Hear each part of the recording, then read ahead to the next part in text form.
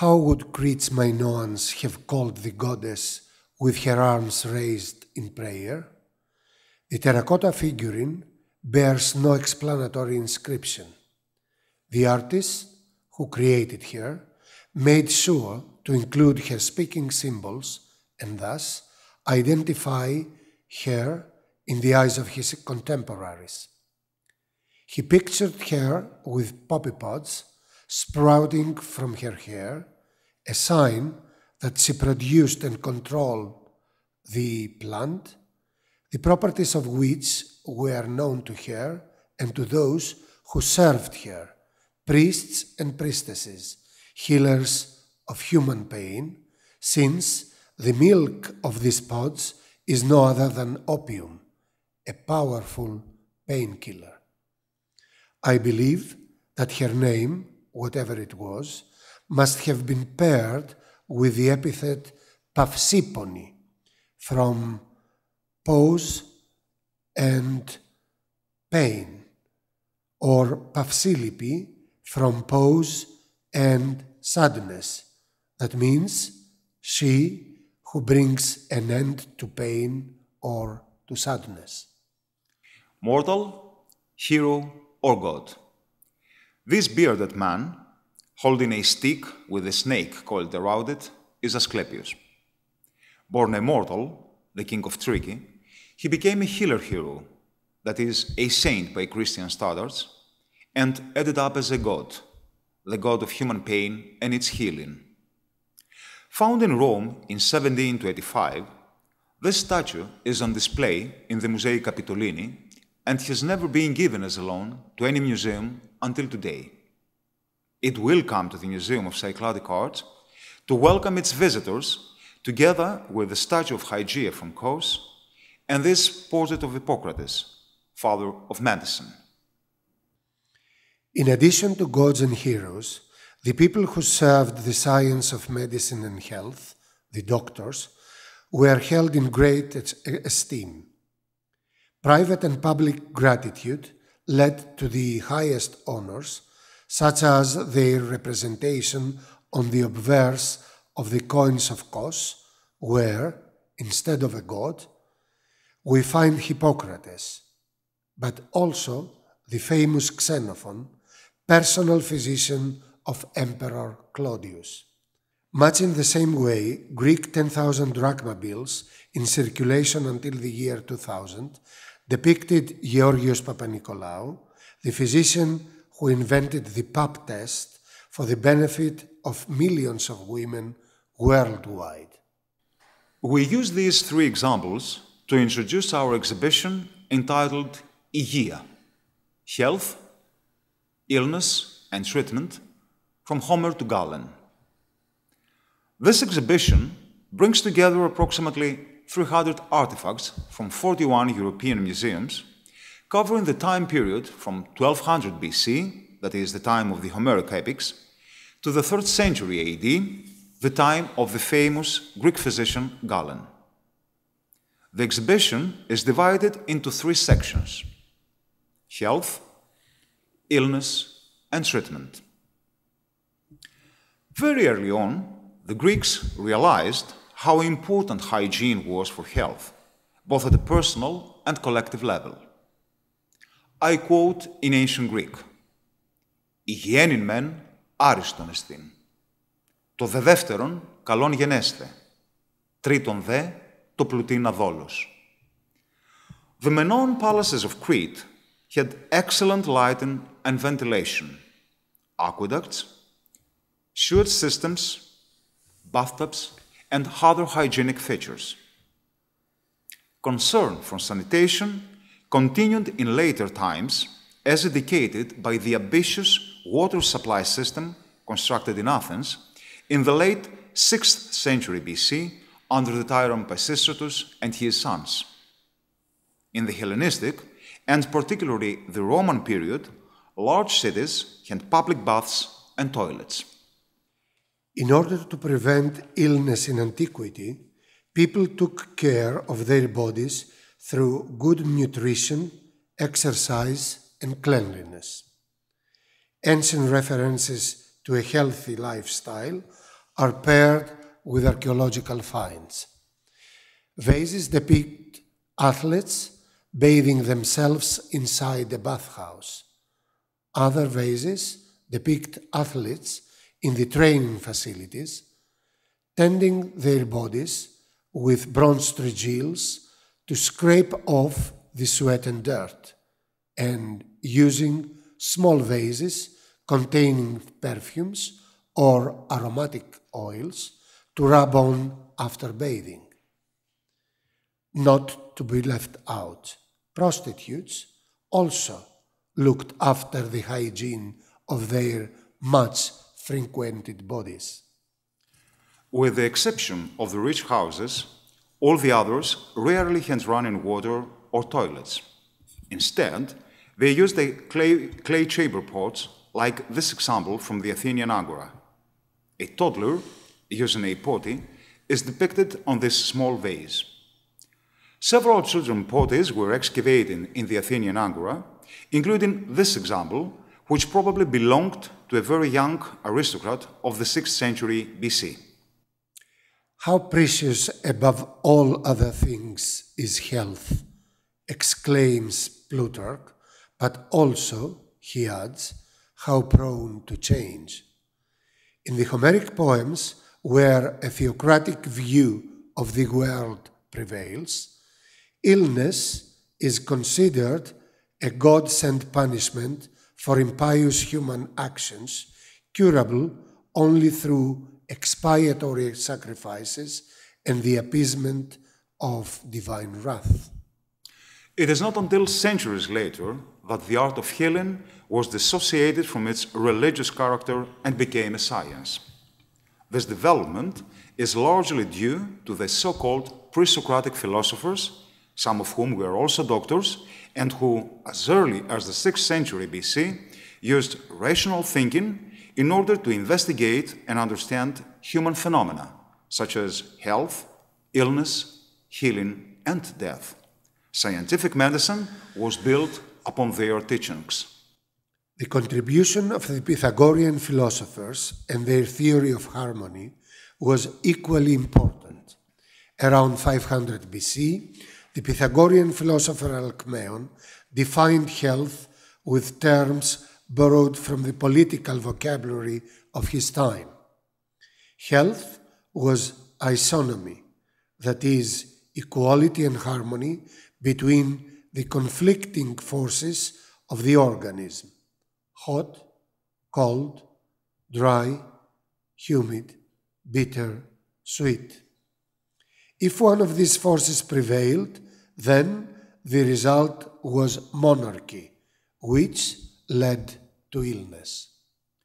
According to Empedocles, air, water, fire, and earth are the four basic elements of the universe, and therefore of man. Influenced by this philosophical concept, Hippocrates developed his theory of the four bodily fluids: blood, phlegm, yellow bile, and black bile. Each fluid has a characteristic quality: warm, cold, humid, and dry, which corresponds to one of the four universal elements. Balance among these fluids, or ευκρασία, was the main characteristic of good health. By contrast, imbalance among the four fluids, or δυσκρασία, led to the manifestation of various diseases. Although outdated, the Hippocratic theory of bodily fluids remained in force for more than 2 millennia. Let us now proceed to the exhibition's second part, which deals with illness. The 60 works of the Hippocratic corpus and several other treatises by important ancient Greek physicians tell us about human illness in antiquity, diseases from which people still suffer.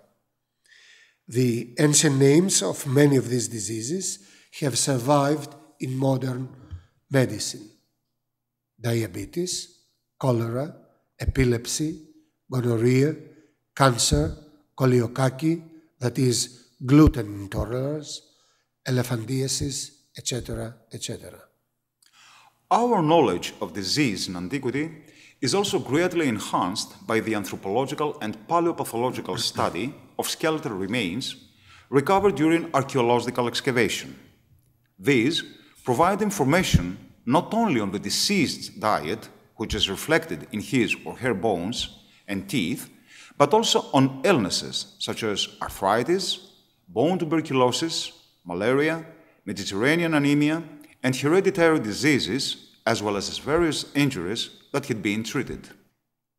Paleopathological studies can also resolve long-standing scientific debates, as in the case of the plague that struck Athens in 430 BC at the beginning of the Peloponnesian War and claimed almost 1/4 of the Athenian population, including the great Pericles himself, thus bringing the golden age of Athens to an abrupt end. The Athenian historian Thucydides, being struck by the plague himself, narrates the events vividly and emotionally. I quote in ancient Greek. The English translation is on your screen. «Υπερβιαζομένου γάρ του κακού, οι άνθρωποι, ουκ έχοντες ό,τι γένονται, εσολιγορίαν ετράποντο, και ιερών και οσίων ομοίως. Νόμιτε πάντες ξυνεταράχθησαν, εις εχρόντο πρώτερον περί τες ταφάς, έθαπτον δε, ως έκαστος εδύνατο». We now have archaeological evidence to document the calamity described by Thucydides. Excavations in the Athenian Keramikos revealed 2 mass graves containing more than 180 bodies of men, women, and children, carelessly placed with only few grave gifts dating to approximately 430 BC. It appears that the city of Athens collected the dead bodies from the streets and buried them hastily and collectively in order to preserve the survivors' good health and the city's hygiene. These mass burials provided the necessary skeletal material for the study of ancient microbial DNA. A team of Greek scientists examined the dental pulp of 3 skeletons from these mass burials and identified Salmonella enterica serovar typhi bacteria. Thus, led to the formulation of the hypothesis that typhoid was the probable cause of the Athenian plague. Although a daily and painful reality, illnesses were rarely depicted in antiquity. A rare example is this Neolithic figurine from Thessaly, possibly the earliest representation of an illness, namely Down syndrome. The first depictions of figures with characteristics of medical conditions appear in the mid-5th century BC with representations of dwarfs. From the late 5th century BC onwards, there is an increase of votive figurines representing afflicted human limbs and organs, such as this terracotta model of the hand, with the growth over the joint of the ring finger, possibly a swelling caused by a wound or arthritis or a mole.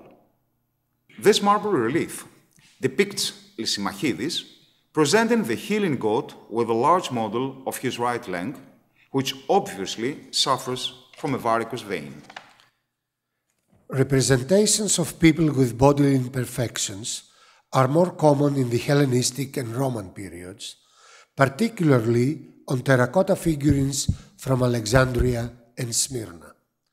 Some figurines depict details that allow specialists to identify specific illnesses, like this figurine of a man with a huge hydrocele, or this head of a child suffering from Mediterranean anemia, or even this female head with bulging eyes, a symptom of Graves' disease. Of particular interest is this figurine of a man whose head rests directly on his shoulders, probably because of a disease of the myoskeletal system, which specialists have identified as Klippel-Feil syndrome. Several scholars believe that these figurines were used by ancient doctors as models for educational purposes, much like the models of the human body used in medical schools today. In fact, Smyrna, where these figurines were found, had a famous medical school in antiquity. The exhibition section on treatment in antiquity is divided into 3 subsections. Let us begin with medicine in the Homeric epics, that is, the medicine practiced during the Trojan War in the 13th century BC. Dominant in the Homeric poems is the belief that the gods sent illnesses to humans as a sign of their wrath or dissatisfaction with human actions, and therefore as punishment. Book 1 of the Iliad begins with a deadly epidemic that struck the Greeks after the god Apollo, enraged at Agamemnon's impiety, unleashed his arrows against them. The epidemic was to be treated, as the foreteller Calchas recommended, with prayers, magnificent sacrifices, and purifications that would appease the god. If illnesses were God-sent, then their cure had to be God-sent too. It was the priests, the gods' representatives, and earthly interpreters who advised men on how to deal with divine wrath. This theocratic perception rose from man's inability to interpret and therefore deal with the unknown forces of his environment, the natural elements, and the laws that govern them. The palace archives of Pylos, which date to the 13th century BC, contained this clay tablet with linear B script, which records an early form of the Greek language. Specialists read the word iate, which, on the basis of its phonetic similarity with the Homeric term ietir, probably refers to a physician or healer who owned a large piece of land, an indication of his high social standing. The Pylos archive also included this tablet, which mentions, among other things, the word pammako, the Homeric pharmakon or drug, medication. Scholars believe that this tablet lists medicines or medical supplies, possibly for the palace physician.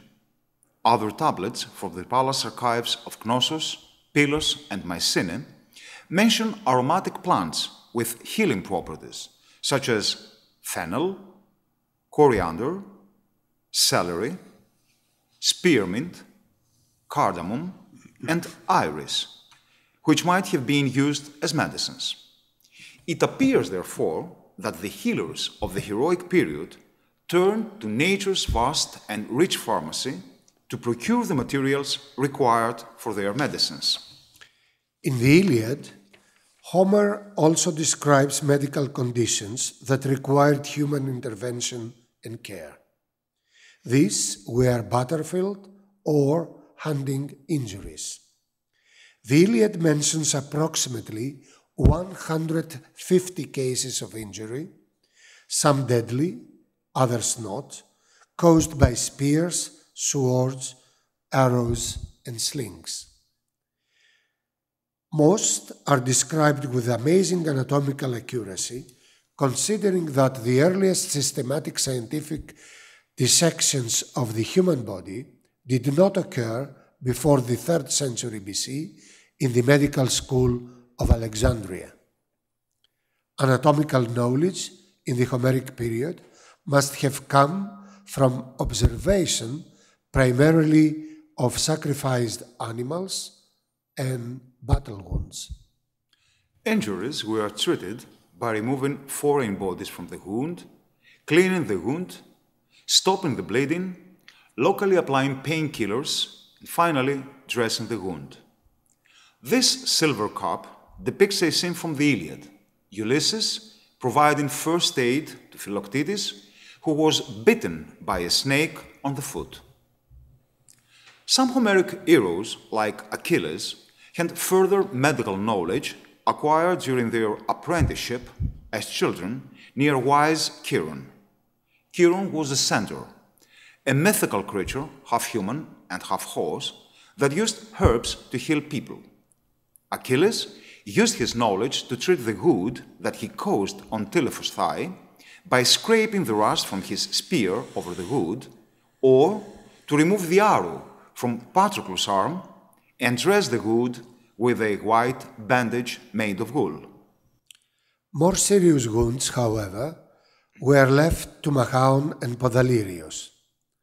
They both were physicians who had been taught the healing art by their father, Asclepius, the incomparable physician according to Homer.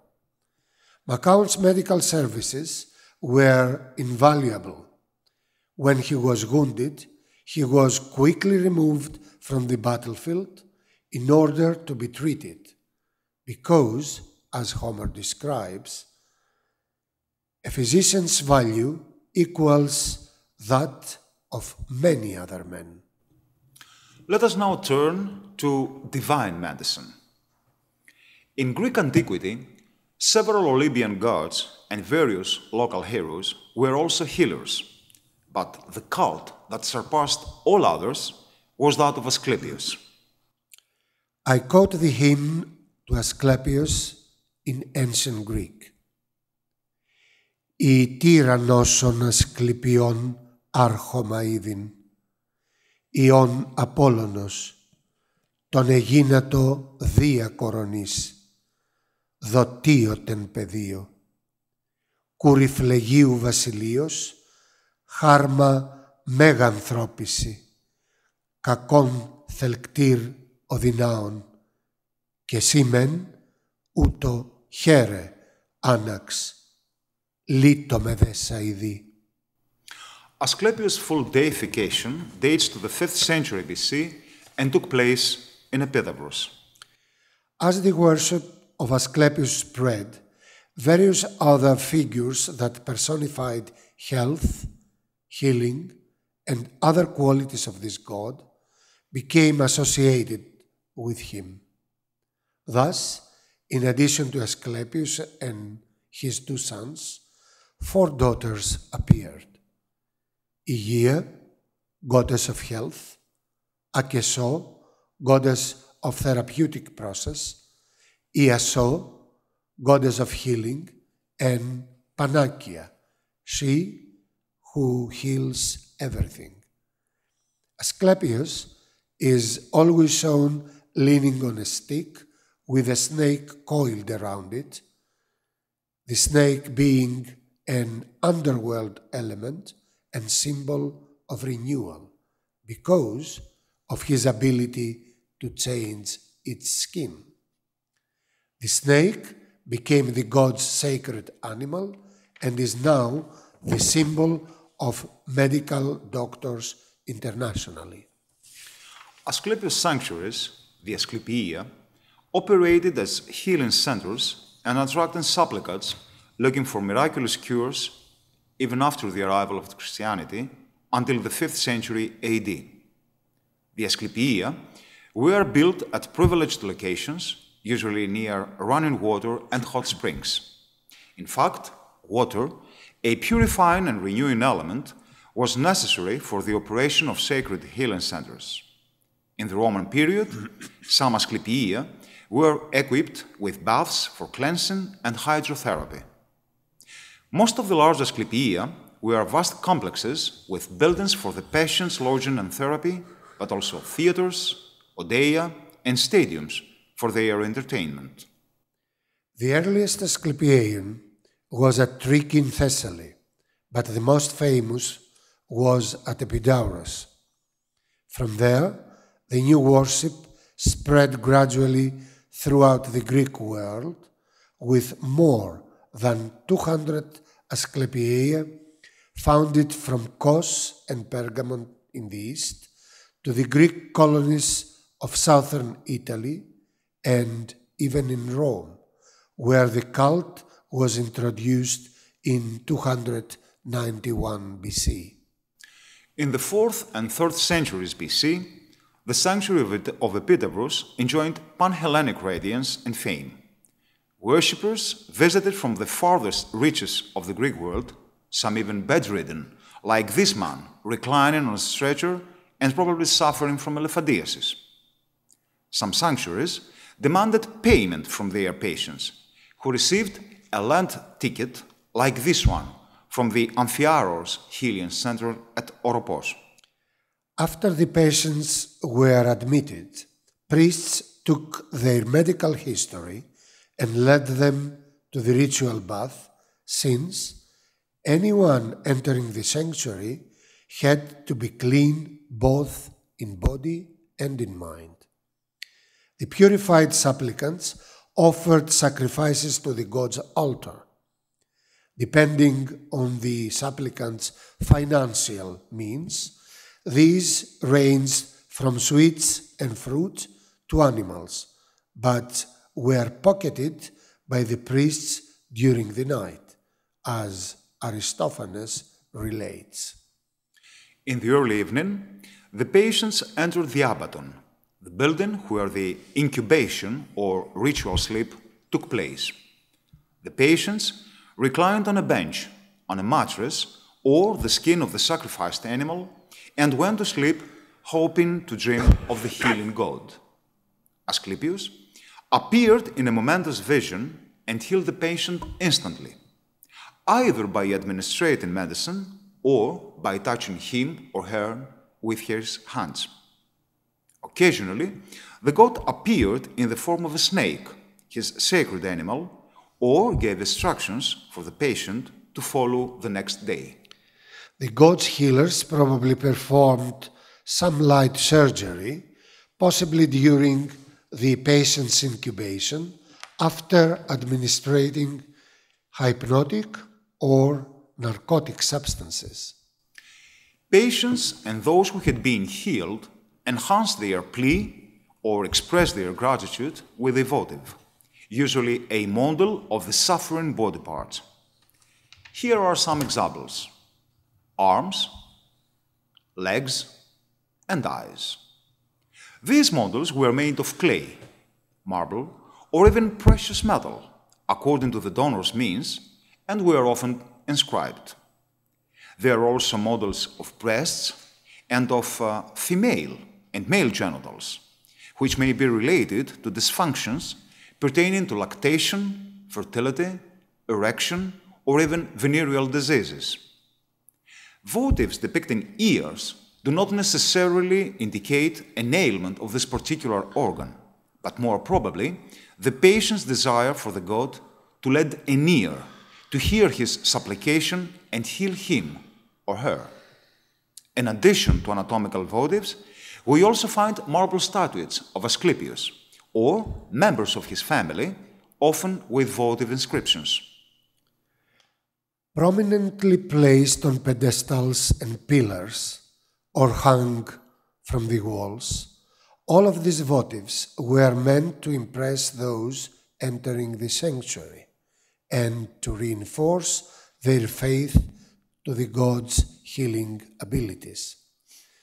They resemble the modern votives offered to the great Christian pilgrimage centers, such as the Church of the Virgin Mary on the Greek island of Tinos, or the Virgin of Lourdes in France, as though nothing has changed in the display of devotion, supplication, and gratitude these past 2,500 years.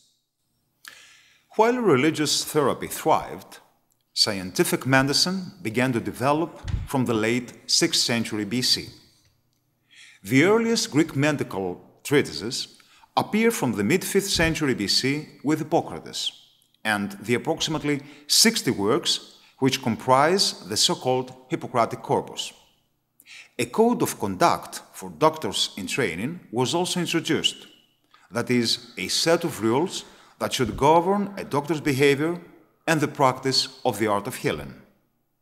The Hippocratic treatise Epidemics I contains a characteristic exhortation urging the doctor: declare the past, diagnose the present, and predict the future. Do these things. As to diseases, make a habit of two things: to help, or at least to do no harm. In the 1st century AD, Dioscurides, a Greek physician, completed his 5-volume De Materia Medica, which presents the healing properties of plants, but also of minerals and animal products. His work is the forerunner of modern pharmacopoeia, or drug making. The final systematization of the entire corpus of ancient Greek medicinal knowledge was carried out in the 2nd century AD by Galen of Pergamon, whose theories on anatomy, physiology, and nosology influenced Western medicine for more than 1,300 years. Based on the Hippocratic theory of the 4 bodily fluids, Galen attempted to interpret human behavior depending on the fluid prevailing in each person. He thus identified 4 basic types of human temperament: the sanguine type, in which blood prevails, is fundamentally sociable; the phlegmatic type, in which phlegm prevails, is fundamentally relaxed and quiet; the choleric type, in which yellow bile prevails, is fundamentally tense and aggressive; and the melancholic type, in which black bile prevails, is fundamentally moody and introverted. Galen also contributed to the progress of pharmacognosy, that is, the study of medicines derived from natural sources, and pharmacopoeia, with the complex medicines that he brewed. In addition to ancient medical treatises, 3 categories of exhibits document medical practice. First, anthropological findings with traces of surgery, such as this skull of a woman from Avdira, who was wounded with a slingshot in mid-7th century BC. The skillful physician successfully performed the method of scraping, allowing this young woman to live for a considerable number of years. And he did that 2 centuries before the relevant instructions in the Hippocratic treatise on injuries of the hand were available. An equally interesting case is that of a lady who lived in Etruria in the 4th century BC and whose lower jaw features gold dental prosthesis. Second category: representations on vases, reliefs, and even jewelry of medical examinations. For example, this Arybalos depicts a physician performing phlebotomy on his patient's forearm, while other patients wait their turns, including an achondroplastic dwarf holding a rabbit, probably the doctor's fee. This terracotta shows a physician treating a patient's leg, a case of medical instruments placed near him, and this tiny seal stone, probably from a physician's ring, shows the physician examining a patient under the gaze of Asclepius himself. Third category: medicines, medicine containers, and medical tools which shall be presented at once. The works of Theophrastus, Dioscurides, Pliny, and Galen provide a wealth of information on the properties and uses of plants in pharmaceutical preparations, but also on how to preserve and store medicines and medicinal materials, usually in clay, metal, glass, and alabaster containers. One of the most important and most potent medicines attested since prehistoric times is opium, which is produced by the Opium Poppy. Extracted by incision of the unripe poppy pod, opium was known for its analgesic properties, which soothed pain and brought sleep. It was probably used as an anesthetic or even for soothing teething pain in babies by rubbing it onto their gums. A series of characteristic Cypriot vases of the 16th to the 11th century BC are evident of the opium trade. When turned upside down, these vases closely resemble poppy pods, particularly the Cretan examples. The relief snakes that decorate these vases are also probably associated with opium pharmaceutical properties. On the rim of this 5th century BC lekithos, a painted inscription identifies the vase's content, irinon, that is, an aromatic extract of the iris plant. According to Dioscurides, iris was an antitussive and a remedy for pains of the internal organs and sciatica. Blended with honey, it was used as eye drops to remove foreign particles. Finally, several miniature vases are inscribed with the term lycion. This is a well-known medicine produced from the root of a thorny shrub native to Lycia in Asia Minor, hence the name lycion. Actually, it was a kind of goji berry. Lycion was widely used in antiquity. Dioscurides recommends it for skin diseases, swellings, and digestive problems. Most importantly, this plant, particularly its more expensive Indian variety, was used in eye drops for a variety of eye infections. Hippocrates said, "Those diseases which medicine does not cure, iron cures." By iron, he meant the metal instruments used by doctors. Here you see a selection of medical tools found at Paphos in Cyprus, in the tomb of a surgeon who lived and died in the late 2nd century AD. The rarest of all is this syringe-like object. It was probably used for extracting pus from wounds and orifices.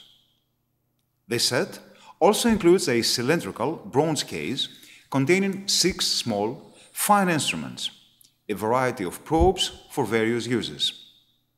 The instrument, however, that became the distinctive sign of the medical profession in antiquity was the cupping instrument, which was used in exactly the same manner as modern glass cupping cups. Another category of medicinal instrument are clay hot water bottles, vases with very fine walls shaped like life-size human limbs or organs, as this group we know from Paphos on Cyprus. Similar, but much fewer examples were found also in Greece and southern Italy. Some feature the manufacturer's stamp on their back, while others have engraved inscriptions relating to health. Finally, this rare example of hot water bottle from Delos is shaped like a half jug, and its use can be seen in this picture.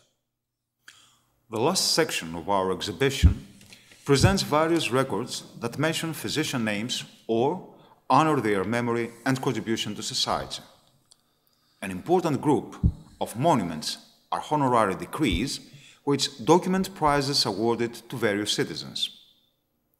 In the Asclepieion at Kos, a series of honorary inscriptions express gratitude towards the physicians who had served there, using phrases like this: "The city praises this physician for leading a moral life and for placing always, above all fatigue and expense, the offering of assistance to the community." Another group of monuments are grave markers. This one is inscribed and depicts Athenian physician Jason examining a child next to a large cupping instrument. Ladies and gentlemen, we could go on like this, but I think you've got already an overall view of what this exhibition will be.